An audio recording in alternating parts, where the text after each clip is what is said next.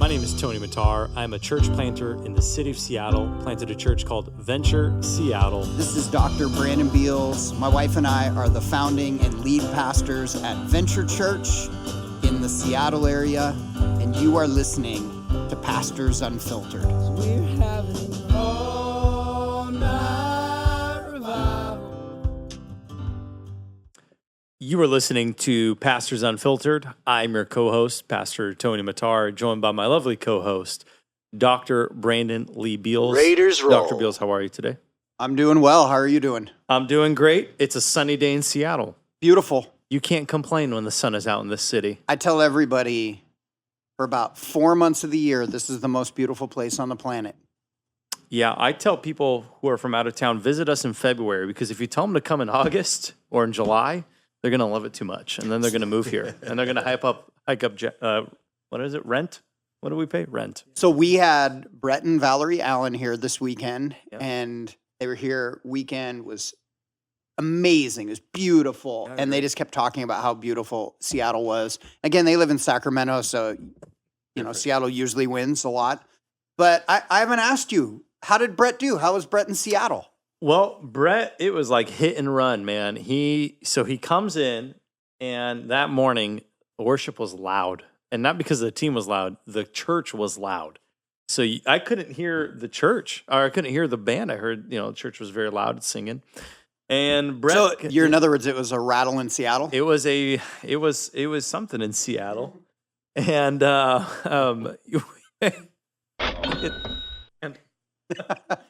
anywho, he came in, and I knew he was a legit guy because from the jump, he opens the Bible and he starts crying as he's talking about the Bible, like why he loves it. He starts weeping, and he preached for 31 minutes, kept it on the dot, got out. Our church loved it. He did great.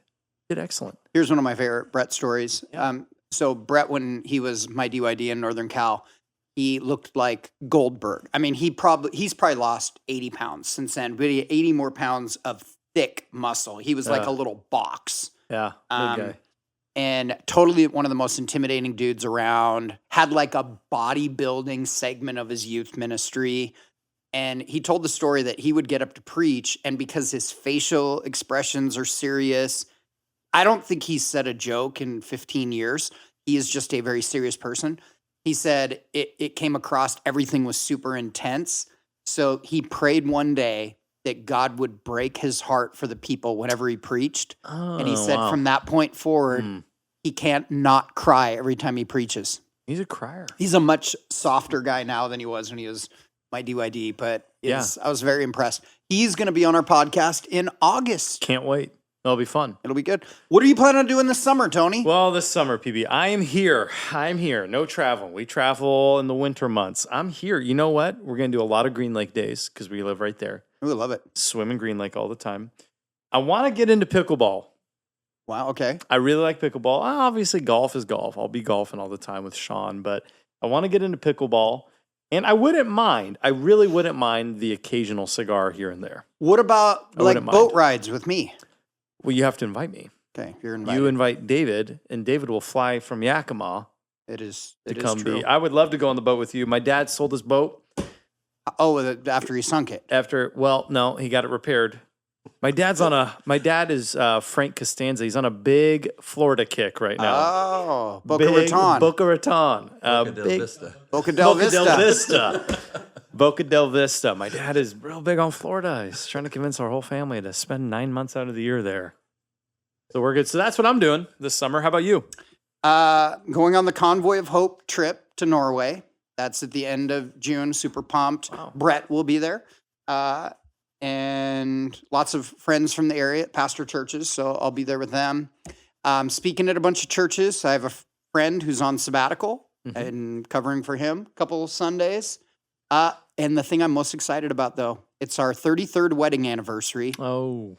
And a friend of ours booked Di and I reservations at Club 33 at Disney, the very bougie secret club there. And so we get to spend our 33rd wedding anniversary at Club 33. Now, you guys strike me as, there's people who go to Disneyland, and then there's people who go to Disneyland. Like the Disney couples, they have the ears, the matching shirts. You strike me as the matching shirts. You buy them on Etsy and you wear them. I would totally do that, You totally would. but my wife is way too cool for that. She doesn't do the matching shirts. No. So Like last Dopey year- and Grumpy? Remember last year, I was at Disneyland with Di Yep. and Rachel and Ariel, your Yep. wife, were Oh, there. Yep.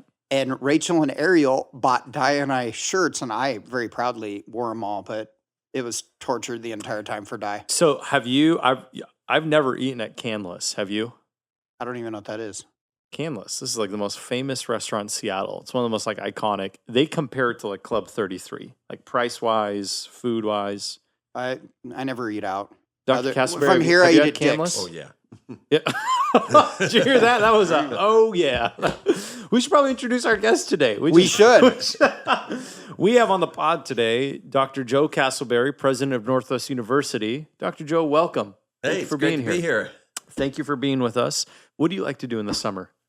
Oh, I like to play golf. It's my Come on. favorite thing to do in the summer. Come on. Are you a big Disneyland guy? No, not a big Disneyland guy. Do you like amusement park rides? I did when I was younger. The older I get, the less I like them. Yeah. Tall people don't normally like those rides as much because they're made for people my size. We're going to ask you a couple not serious questions to begin with, and then we'll dive into a really serious topic. But just because you commented on it, are you a big Seinfeld fan? Oh, I love Seinfeld, yeah. Are you aware that Yeah. Tony and I have an entire Seinfeld series of metaphors that we use? I did not know that. Yeah. Tony's Jerry. Yeah. I'm Mr. Peterman. Ah, He is Mr. Peterman. Yeah. huh. Elaine. Yeah. That was a terrible impression. I'm sorry. I just watched, in preparation for my sermon on Sunday, I just watched the Serenity Now episode. Serenity Now! Did you see him using that That's as an why I watched illustration? it. That's why I watched it. Okay. Here's the questions that I have for you to begin with. I think Tony has one or two too. Before you're officially done with your term as president at Northwest University, can I have an honorary doctorate? I can't get that done before I leave, no. I My appreciate the ability to do boldness. that is officially expired. All right. So we should have had the podcast We several should have months talked ago. a year ago, man. I could have got All this right. done for you. All right. That's actually, that's probably the one thing that I will miss the most about being president of Northwest University is the ability to honor people with the Doctor of Divinity degree. It's been something I've really enjoyed over 18 years and have authorized about, 23 or 4 of those over the 18 years. So can I get a commitment if as your life journey takes you and it somehow someday steers you back to be like, I don't know, the president of Asbury or Regent or something like that in your future, can I be on the list for the Doctorate of Divinity honorary? Yeah. Okay, all right. Absolutely. As a matter of fact, I will promise you that if I become the president of another academic institution, That's a safe bet. I will make sure that you First thing you do. at least get nominated for such a degree. Yeah, before you even think about how do we get kids to this school, honorary doctorate Yes. degree Here's the for thing. Brandon Yes. Beals. Here's the thing about honorary doctorates, and the reason I say that is this. A PhD is evidence that you've worked very hard. Doesn't mean you're smart. A lot of folks that are of average intelligence get PhDs. It's about working really hard. It's a long obedience in the same direction. Yeah. Just stay on it. You can get it done. A person with 100 IQ can get it done. An average person. But an honorary doctorate is almost never given to anyone except someone who has proved by their experience that they are wise and capable. There's a lot of people going around with PhDs that are not successful. I mean, there are people driving taxis there's nothing wrong with driving a taxi, but if you got a PhD, that wasn't what you were shooting at, right? So there's a lot of folks that are not, didn't excel, but they got their PhD. There's nobody with an honorary doctorate that didn't excel in their career and achieve success. So you're saying is if I get an honorary doctorate, that will mean more than my doctorate. Way more. All right, Yeah, there the it is. honorary Now I doctorate want one of those. means way more in terms of certifying you as a successful person. No, it's wonderful to get an academic doctorate, and you did. I had the privilege of directing your DMin thesis, and it was an excellent project. The project that you did would have passed muster for PhD at most places.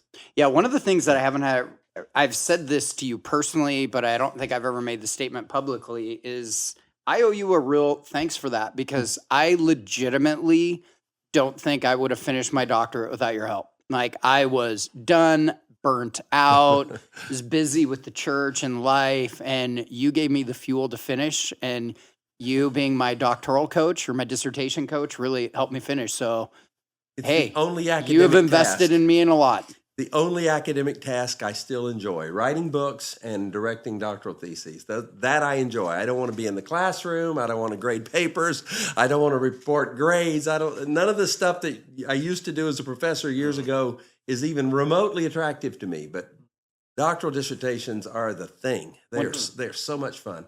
Tony will hire you when he works on his doctorate. Yeah, 100%. We will do that. Speaking of books, let's talk about his book, So Tony. you're here, Dr. Castleberry, talk about your book. Yeah. You wrote a book. Tell us a little bit about the book, why the book, and lay it out for us. Well, yeah, I wrote that book and published it last September 1st. It's called The Sixth Great Awakening and the Coming Renewal of the American Church. It's available on Amazon. As a matter of fact, it is exclusively available on Amazon. It's the only place you can get it, either from me directly or from Amazon, and it's available in either ebook or printed version, available and in English and Spanish. And the Spanish version's done really well. I've been really excited about that. But it's a book about what I see as the future of the church for the next 20 years, and I think amazing things are about to happen in the American church, that we're going to see 20 years of ramping up, revival happening across, and by the way, the book makes a very clear distinction between revivals and awakenings.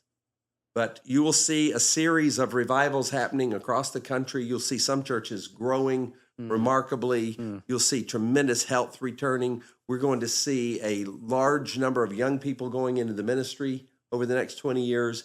And by the time 20 years is gone, we should see a societal awakening in which we see millions of people flooding into the kingdom of God in the United States, but also around the world, because this will be a global great awakening sometime in the next 20 years. As a matter of fact, it may be the last great awakening before the return of Christ.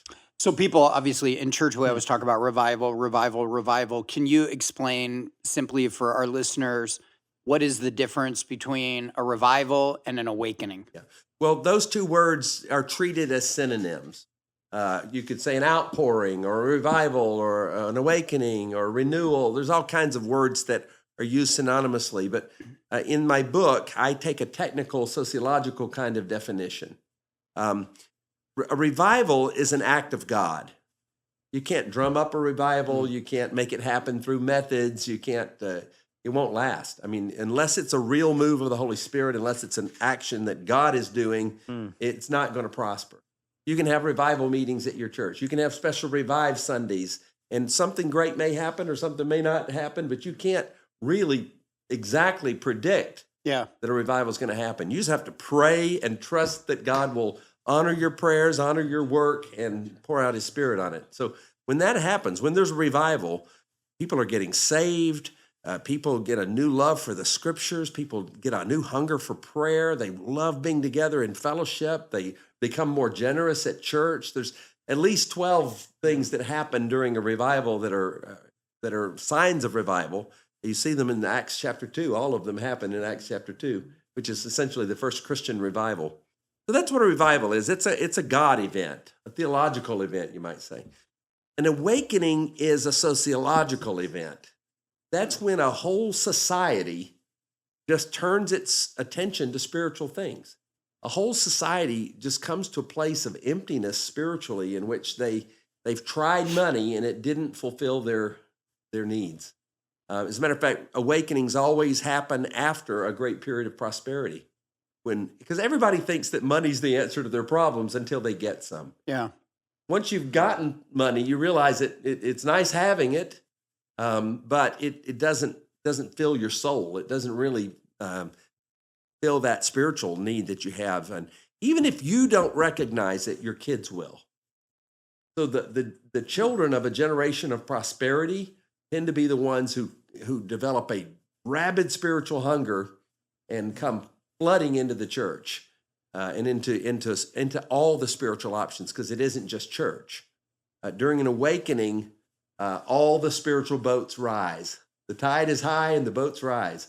So not only during awakening will you see churches growing, but you'll see, like if you think of the last great awakening as the Jesus movement and the charismatic renewal back in the from 68 to 88 roughly. During that same time, we had a massive New Age movement that dawned in America, intention to Eastern religions, all kinds of cults rose up. You remember Jim Jones and all that crazy stuff. All kinds of cults arise, all kinds of spiritual options, including drug use. LSD use was an effort on people's part to find some sort of spiritual transcendence. And LSD use does give you a spiritual experience. It's not necessarily a good one, but you you will have a spiritual experience. It may destroy you. It may result in your death, but you will have a spiritual experience.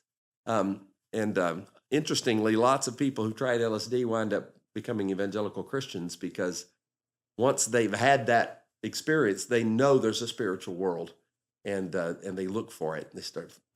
Might be a new. They're not going to find it till they find Jesus. Might be a new method of evangelism for Seattle. Not a recommendable one, but people are using psychedelics more, and so that's also consistent with them being open to hearing the gospel. So don't feed it. But so would you say right now is America in revival or in an awakening, or is America just kind of dormant at the moment? No, America is currently in a period of spiritual crisis.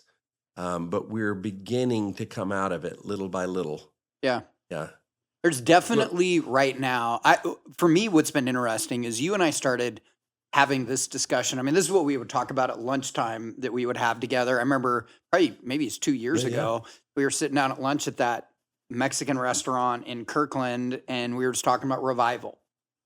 And then obviously you were in the middle of writing your book during that. And now I see what God is doing in churches around America, but in particular on the West Coast. Yeah. Like I talk to my friends, pastoring up and down the West Coast, they're to a church, record attendance, and God is moving in ways that many of us haven't seen in 20 years. And the one thing that I have noticed that is a similarity in everything that the Lord is doing, it's in all of these spirit-filled churches. Yeah. Listen, there's never going to be revival in a place that hasn't been praying. Revival follows prayer. And maybe you weren't the ones praying and you got revival, but somebody was. Revival is always a response to prayer. And there's never been a time in my lifetime, I'm 65 years old, there's never been a time in my lifetime when there weren't churches experiencing revival. Yeah.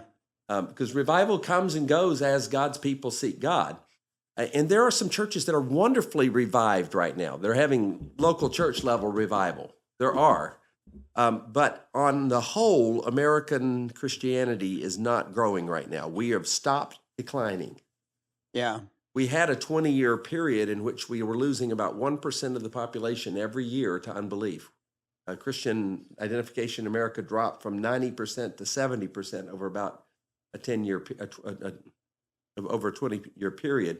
And it got pretty bad. But about 2 years ago, the trends stopped. We stopped losing and we've stabilized. Yeah, in the past year, isn't the recent stat that we actually ticked up for the first time in 20 years? Just a teeny little bit. Hey, at this time we'll take it. Yeah, we'll take anything's better than loss.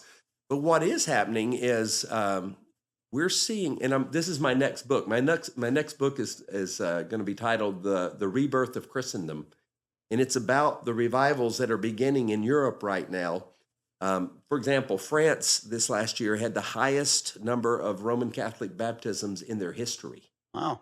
And Protestant churches like the Assemblies of God, especially in France, are slam full of folks coming back to church.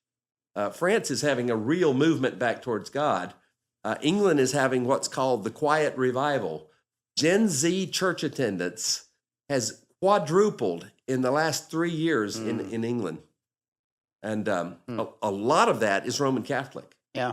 So basically, there are two areas of major energy in the kingdom right now. The Roman Catholic Church is seeing some real energy in the United States and in Europe, and charismatic churches are continuing to see energy.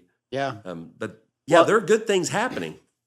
You, at the president's banquet, you kind of shared your heart for this, and you told the story. I think it was then that you told the story about Ohio State, their football team, full on, like the whole school has had a revival, but in particular, the athletes. One of the stats that I have found really intriguing that came out, that Barna, since they started taking stats, that this is the first time in American history of the church, again, since they took stats, that there's more men now in church than women. That's which true. I find fascinating. That is true, and it's remarkable news. Basically, from the first century forward, churches have been about 65% women. Yep. And for some reason, women are not going to church now, and we could go into that in some more depth, but women are not going to church as much, and men are starting to go back. Yeah. So it's an interesting phenomenon, and we've never seen anything like this before, but it's exactly, I mean, we don't want women not going to church, that's for sure, but this increase in men going back to church is a incredibly healthy trend. Now, I would say what I've seen God do at Venture, especially over the last 4 years, has really been led by the men in the church. And we've had, I would say, a revival within the hearts of men, hunger for the gospel, well-educated professional guys that would normally, come to church twice a month. They'd have a deep hunger. We've seen that here. It's been definitely different. Well, Venture Church is, in my view, Venture Church is a decidedly masculine church. And it's a funny phenomenon in a way, because We have such strong women leaders. we have too. such strong women leaders here, and certainly Beals is as strong a pastor as there is in the state of Washington. It's remarkable that you've got a church with a serious female pastor that has as strong of a masculine vibe as this church does. It's a great church for women to be in, but Venture Church, it's in many ways a manly church. It's a cool Because place. of people like Tony. It's all the creatine I take. Dr. Joe, one time I heard a really famous pastor say this line. I want to hear your thoughts on that. He said, "We don't pray for revival. We're living in revival." And the revival started 2,000 years ago. What are your thoughts on a statement like that?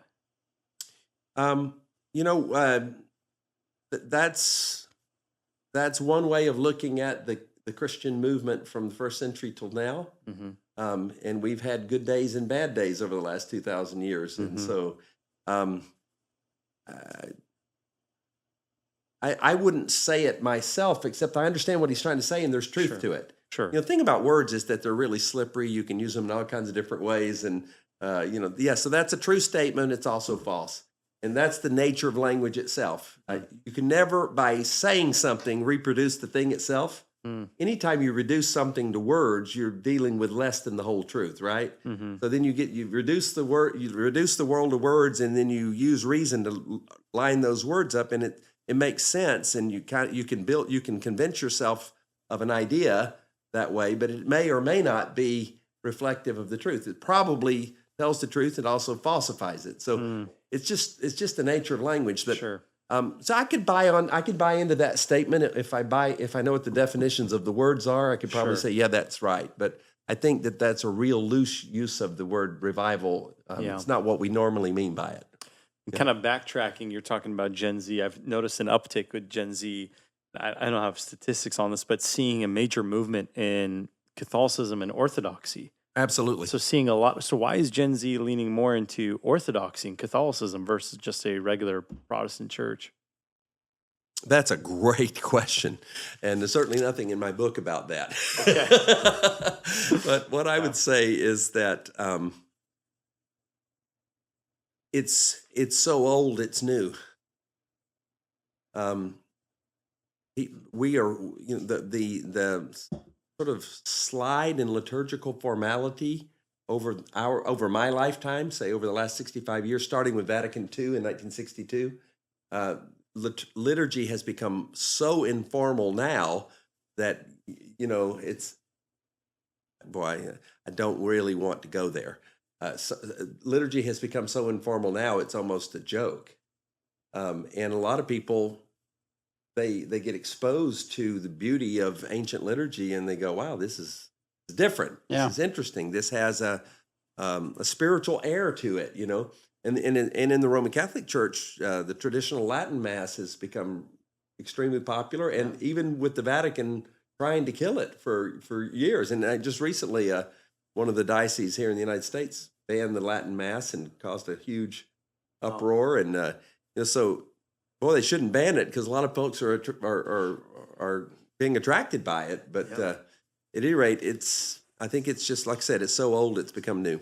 Yeah, and I think another reason is because they, when they come back to church, or they come to church the first time, we had so informalized everything that it just didn't feel any different from what they were experiencing outside of the church. And there was something about, liturgy, doctrine, traditions that felt different and felt like something that they can grab a hold of. I've just observed, I grew up Coptic Orthodox, so there's just a real reverence. Yes. Real reverence for the Lord. We became so informal that we became irreverent in church. Yeah. Well, let's suggest another thesis. God's anointing it. Yeah. Yeah, totally. He's anointing all of it. Yeah, totally. Yeah. I mean, there's real revival happening in the Roman Catholic Church in America right now. They had this big liturgical conference. I think was it in Minnesota last year, and I think 10,000 people came to it. It was incredible energy, and it was mostly young people. And cool. What you hear if you go to, I don't believe in transubstantiation. I don't believe that when we celebrate the Lord's Supper, the bread literally becomes the flesh of Jesus and the wine literally becomes the blood of Jesus. Yeah. But serious Catholics do. And a large part of the revival in Catholic churches right now is this insistence on the miracle of transubstantiation. And, it's not what I believe, but I respect people that take their faith seriously. Yeah. Wow. What do you think of the new Pope? Boy, he's an American. I like him. He likes the Cubs. I wish him the best. As much as I want to see everybody in the world know Jesus. I don't care if it's Catholics getting that done or Protestants getting that done. I want Jesus to be preached. And I think this is a guy that's going to preach Jesus. And if he'll keep the focus on Jesus and keep sharing the gospel of Jesus Christ, I'm on his side. Man. Yeah. Talk to us a little bit about your book. So, we talked about the difference between revival and awakening. In the next 20 years, you kind of start to highlight a little bit. Maybe let's dive a little deeper. What are some things you're going to see culturally happen, you feel, or maybe within the church? I think that we're in the closing years of the crisis. And we could still see a serious monetary crisis happen in the next 5 years that would be devastating economically. It's impossible to know exactly what the economy is going to do in the next few years. We have this AI revolution coming on right now that could, the fear is that it could completely eliminate manual labor jobs. We're expecting to have a robot by the end of next year, by the end of 2026, that can do all household chores. $25,000 for a robot that can do everything. Yeah. It's going to affect engineering jobs. Housework. It's going to totally destroy things like hotel cleaning jobs or house cleaning jobs, which is going to be rough on immigrant communities and that kind of thing. People that do manual labor. If you go to the McDonald's now, you're going to order from a kiosk, right? You don't see a human anymore. Right. So that's happening, and that's going to happen. We could see massive economic disruption in the next 5 years or not. If we don't, we'll see a massive economic boom in the next few years. Either one of those could happen. We've got a massive debt crisis in the country that could blow up on us, or maybe it won't. But we should, at some point, get past the crisis we've been in for the last 20 years and move into a period of economic growth. So we should see 20 years of economic boom. I'm an optimist, so I think it's already started. And towards the end of that, we will see a real turn away from the notion that money is the answer to our problems. So that's the model that I'm working off of to suggest that within 20 years we'll see a great awakening. But it really depends on the economic boom too. Sure. Yeah. So, I mean, this next 20 years could be the most exciting time to ever be alive on the planet. But there's going to be some challenges too. So about a quarter of my church in Seattle found the Lord during the Great Awakening. That's the correct title of it, right? It's from 66 to 88, you said, was it? Well, roughly, The yeah. Jesus movement. The Jesus Jesus movement. movement. I mean, that's Pastor Richard. Just was a hippie drug guy, gets radically saved. And that's a lot of our church. So when they talk about revival, they mention it at least once a week. Oh, yeah. It At was the least biggest once a event in week. our life. They talk about it. I mean, Dallas has been in small groups with God. They talk about it every single week.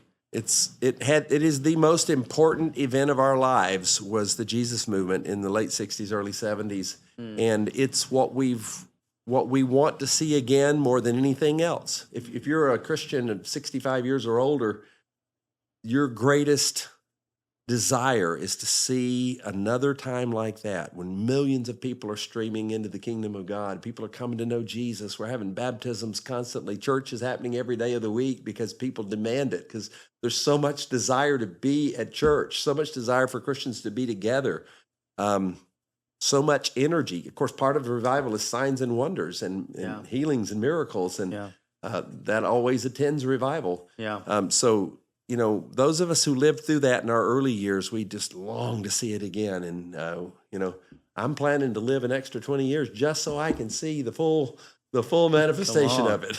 Come on. I'll live to 100 so I can see today's young people leading revival, leading a great awakening, to see Jesus glorified and made famous throughout the world. It's the greatest cry of our hearts. And I'll tell you, for Christians everywhere, and to people who are listening to us right now, I just urge you to be hungry for revival, be hungry for the move of God. Pray. Don't let a day go by that you don't pray for revival. Pray for your church. Pray for your pastors. Pray for the young people in your church.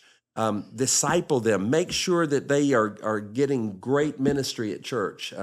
If you've got young people in your church that feel called to the ministry, encourage them, support them, get them to Bible college, you know, help them with their tuition, prepare them, because the kids that are right now preparing for the ministry are going to be the pastors of the next Great Awakening. 20 years from now, they're going to be the pastors of our churches. What we invest in them right now is going to give the greatest harvest that we've seen in 80 years. Wow. And it's what a great time of opportunity we have right now to invest in the next generation of ministers for the church.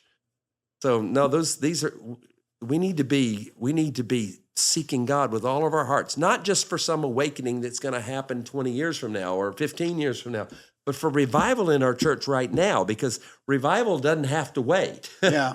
Revival can happen whenever God says so. And God says so when people are pleading with him to say so. When we pray for revival, when we are storming heaven with our desire and our passion to see God glorified in our midst, to see people saved. I mean, man, I tell you, when you believe that people are lost, when you believe that people are living substandard lives because they don't know Jesus, when you believe that people's lives will be transformed and made better, made livable by coming to know Jesus, what could be more important than to pray for the salvation of lost people, to pray for revival in our churches, to pray for healthy, strong churches that will be able to receive what God's doing and disciple the next generation of leaders that are going to see maybe the end of the age come in their time. But this next awakening should be the greatest harvest in the history of the church, but it doesn't happen automatically. And this is a really important point that the book makes. Just because there's a societal awakening doesn't mean Christianity's the winner. When we were having the Jesus movement back in the late 60s, early 70s, Europe was having a spiritual awakening as well, but it didn't go towards the church. It went towards a new postmodern sort of spirituality and the church lost. The church lost out like crazy. Church almost disappeared in Europe. in the last 60 years. And that can happen here too. It's not guaranteed that an awakening will lead to the success of the church. It matters what we do. Yeah, we have to do our part. It matters totally what we do. It matters that we pray. It matters that we be involved at church, that we participate in the programs, that we support our pastors and our leaders, that we share the gospel with our neighbors and our friends and the people we work with and the people who serve us and the people we serve. And now is the time like never before to really pour out our maximum effort to see the kingdom of God move forward, because it isn't going to happen without us. Yeah. For those of you that are listening, we will provide a link to Dr. Joe's book in our show notes. So make sure, check that book out. Here's the thing that most of my friends that have read the book, that when we talk about it, we all say that we read it and we left excited and hopeful. And for those of you listening, read the book. You want to get excited about what God is doing, not just in our country, but around the world. You will read it, be excited, and leave hopeful. Any last comments you want to make about the book before I ask you just a couple other just random questions? Well, thank you. And I want to tell you that all proceeds from the sale of the book go to the scholarship fund at Northwest University. Oh, wow. So Awesome. if you buy the book, know that you're helping to train a minister at Northwest. I don't take any royalties from it. I don't make a dime from the book. It all goes to Northwest University students. Do you know how many books you've sold so far? Oh, I have no idea, but it's a few thousand. Okay. Yeah. 17 years you were the president at Northwest. 18. 18. Saw a lot. The school grew a lot, went from a college to university. What are you, to our listeners, what would you say is the reason they shouldn't let go of Christian college education? What do you think is important for Christian college education? Why do we need it still? Well, first, let me say that Don Argue changed the name to Northwest University in 2005 before I got there. Okay. And we became officially recognized as a university in 2017 by the Carnegie classifications and the U.S. News and World Report rankings and so forth. And we've become a very, very good regional university, always in the top 50 in the West. And we're grateful for what God's done. Why is Christian education still important? If you've got a student who's an evangelist and they want to go to the University of Washington and evangelize University of Washington, man, that's great. I'm 100% for them. We need evangelists at the University of Washington. We need Christian kids that will go there and live the life and be part of Chi Alpha and other campus ministries and be a force for God on the campus of University of Washington. But those kids are not going to get the biblical education they will get at Northwest. They're not going to get the Christian formation that you'll get at Northwest. They're not going to be taught to think like Christians in the field that they're studying. Northwest and Christian colleges like Northwest integrate Christian faith into everything we teach. So not only do you, for example, if you're going to be a nurse or a PA or a psychologist, you're not only getting everything that everybody else in your field is getting to become a competent nurse or psychologist or PA or whatever, but you're also learning to think about that field as a Christian, which is not going to happen in a secular environment. And you're going to have professors that are building you up and care about you and pray for you. You're going to have peers that love the Lord and love you. What everybody will say about Northwest, and Northwest is not unique in Christian colleges this way, but it is notable. The student community is just remarkable. People love each other. The friendships are real and they are enduring. And it's if you value community, it's going to be a place where everybody's on the same page. Yeah, there's going to be some. When you're in your college years, people are going to run hot and cold spiritually. That just happens no matter what. But when you're running cold, your peers are around you, encouraging you to get your act together, and it makes a difference. So, I mean, it's not just, I mean, a lot of people might think that going to Christian college is like hiding out from the world. That's not the point at all. The point is preparing to go out and make a difference in the world. And our students are doing phenomenal work. Our graduates are wonderfully successful in their fields. They're leading the church in every time zone on the planet. It's exciting when you look and see on a map of the world where Northwest University alumni are. They're everywhere, and they're doing transformational work. We're always so proud of David Kenny in Indonesia, and there's lots of our alumni are there and other places. But David pastors a church full of billionaires in Indonesia. I think there's 4 billionaires in his church, and they're making an impact on the wealth class of Indonesia that is just unbelievable. Wow. And the missionary outreach of their church, and it's not just his church, but you look at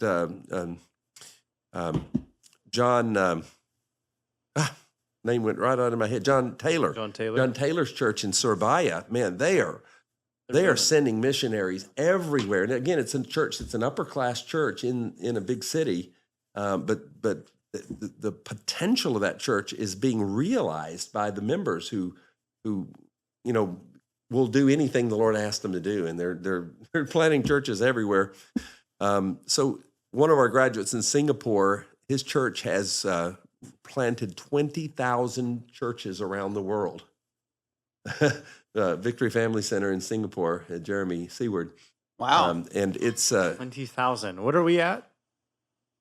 6. Maybe 6. So the thing is, Online counts. It's not about hiding out from anything. It's about getting serious training to go out and make a difference in the world. And I'm so proud of Northwest and what our people are accomplishing and will continue doing in the future. So it's you got to at least come visit. If you're thinking about going to college, you may think you want to go some other place.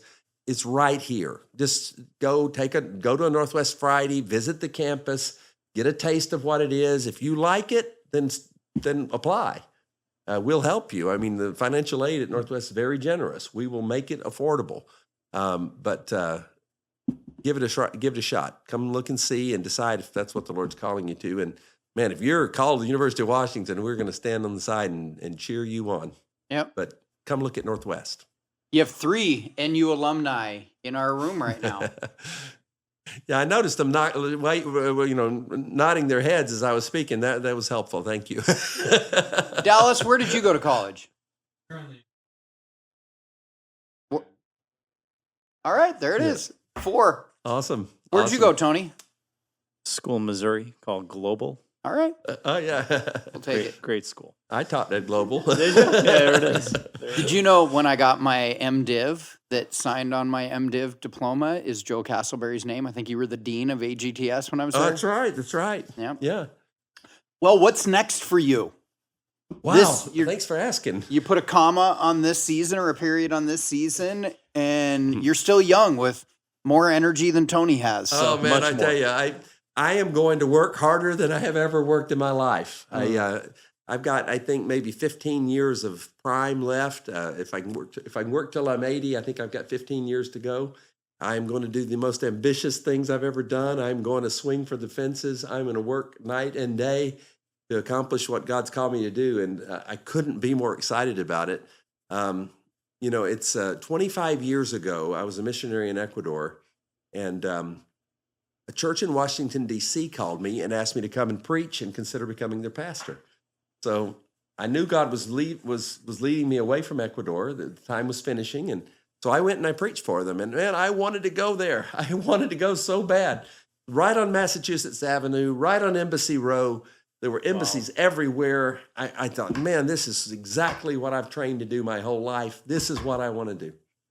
I went back to my hotel at the Hilton at DuPont Circle, and prayed and just asked God for guidance. And the Lord spoke to me so clearly and said, go home. I want you in education, but I will bring you back here. And now 25 years later, I've had my career in education. The Lord very quickly after that opened the door for me to go to AGTS. And after 5 years there, came and spent 18 years at Northwest. And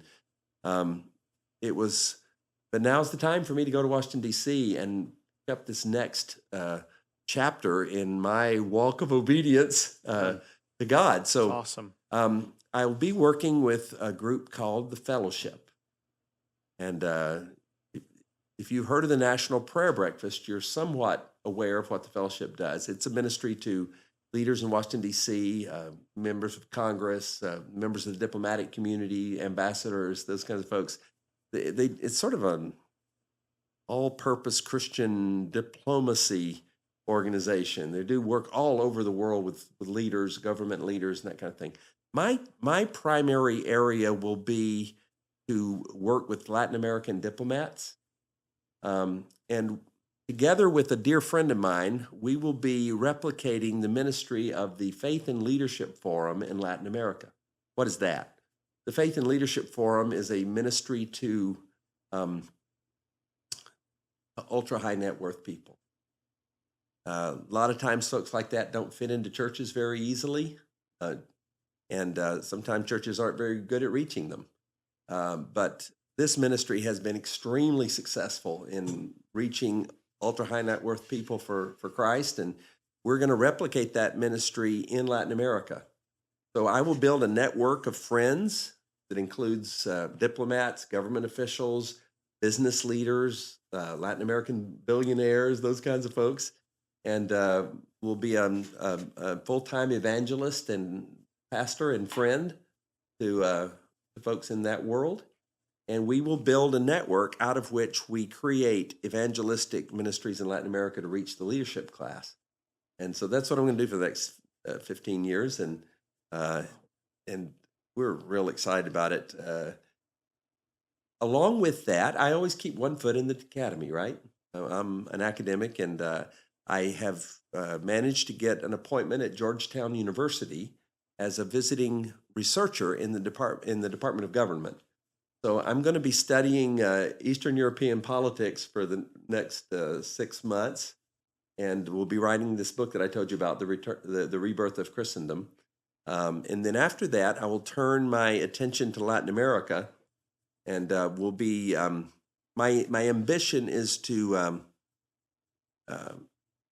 interview heads of state and the 40 Latin American billionaires, opposition party leaders, to get it's a political theory mapping project for Latin America to kind of gauge where things are moving politically in Latin America, and inform my ministry through that survey of Latin American government and politics and business. All three things kind of work together, right? But so I'll be partly doing some scholarly work and continuing to write books. I might even write another doctoral dissertation. We'll see. All right. But in the meantime, that's my side hustle. But I'm planning to reach leaders for the rest of my life, and I love it. Evangelize lost people.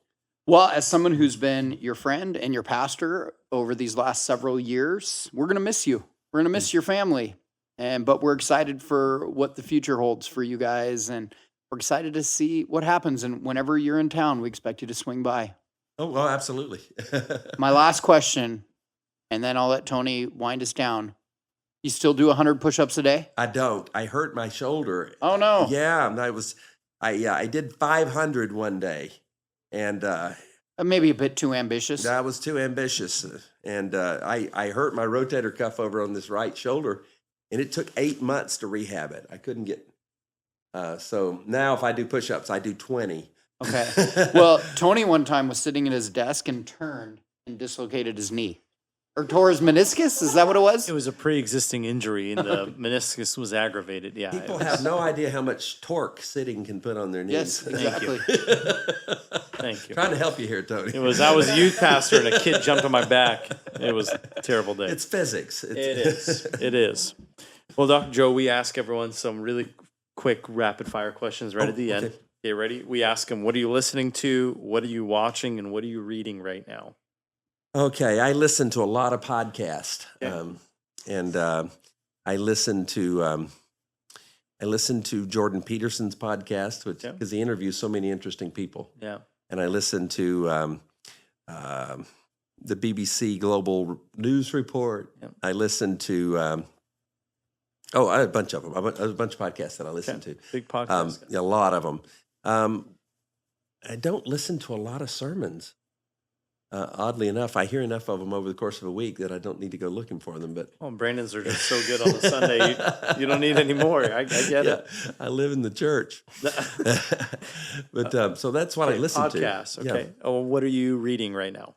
I'm reading an Israeli-American political theorist named Yoram Hazony. Okay. And he went to Princeton University during the years that I was there. He went on to Rutgers and did a doctoral dissertation on the political theory of the book of Jeremiah. And he's a cross between a political theorist and philosopher and a biblical scholar. And his work on the biblical theory of government is phenomenal. It's just really, really interesting stuff. So his major books are The Virtue of Nationalism and Conservatism, A Reconsideration. Those are his two major books. I've been reading those lately.